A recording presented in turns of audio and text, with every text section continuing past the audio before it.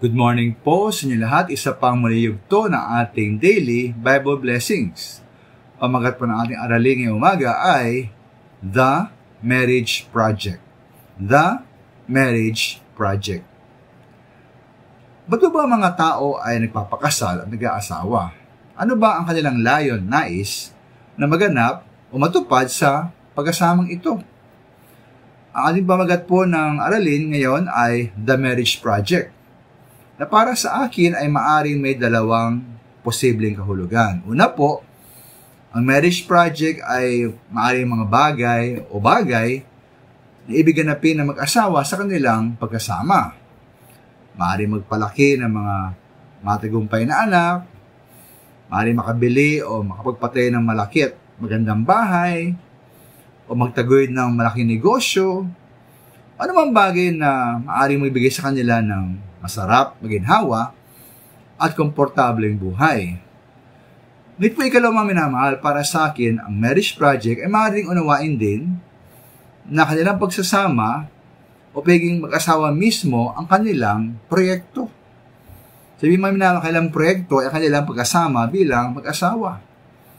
Kailang sikaping, lumalim, yumabong, at mamunga ang kanilang pagkasama bilang mag-asawa.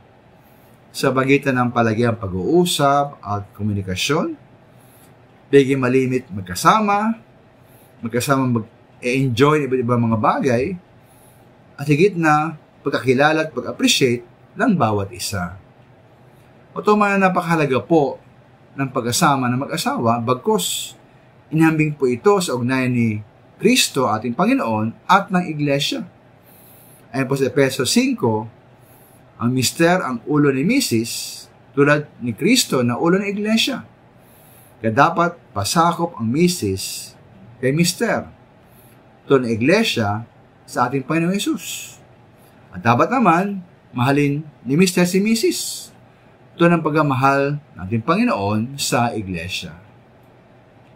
At tawa po kung paano dapat lumalim, yumabong at mamunga ang ugnayan natin sa ating Panginoong Hesus. No, ganun po minamahal ang mangyari sa ugnayan ni Mr. at ni Mrs.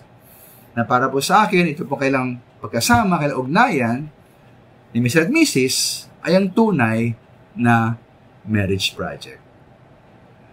Maraming salamat po.